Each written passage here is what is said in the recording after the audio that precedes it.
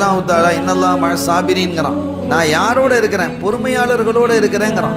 தொழுகையாளர்களோட இருக்கிறேன்னு சொல்லல. வணக்கத்தில எல்லாம் சிறந்த வணக்கம் எது? தொழுகை தானே. அதுக்கு மேல ஒண்ணு இல்லை தானே. ஏன்னா மத்த இபாதத்தெல்லாம் பூமியில கடமையாக்கப்பட்டது. கண்மணி ஸல்லல்லாஹு அலைஹி வஸல்லம் மேராஜுக்கு போகும்போது அல்லாஹ்வுடைய சமூகத்தில் அவங்களுக்கு கிஃப்டா அல்லாஹ் கொடுத்தது தொழுகைங்கிறது. அதனால அது தனித்தன்மை தான். அந்த தொழுகையாளர்களோட கூட இருக்கிறேன்னு நான் சொல்லல, அல்லாஹ் சொல்லல. அல்லாஹ் என்ன சொன்னான்? இன்னல்லாஹ மஅ ஸாபிரீன், பொறுமையாளர்களோட நான் இருக்கிறேன். பொறுமையா இருக்கிறது ரொம்ப கஷ்டம். இவ்வளவு மனிதனாக இருந்தாலும் கூட சட்டுன்னு கோபம் வந்துடும். இந்த கோபத்தை இல்லாம ஆக்கிடணும்.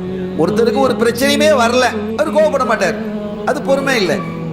பிரச்சனைகள் வரும் பொழுது எவ்வளவு நேரம் பொறுத்துக்கிட்டு இருக்கிறது அப்படின்னு கேட்கறோம் இல்ல, அது கேட்க கூடாது. அதுல இருந்து வெளியில வந்துடும். அவ்வளவு பொறுமையாக இருக்கணும். ஸல்லல்லாஹு அலைஹி வஸல்லம் வாழ்க்கை நெடுகிலும் நீங்கள் பாருங்கள், ஆச்சரியமான பொறுமை, சகிப்புத்தன்மை. அந்த மாதிரி நம்ம பார்க்க முடியாது. ஆனால் அது நமக்கு படிப்பினையாக பாடமாக அமையணும்.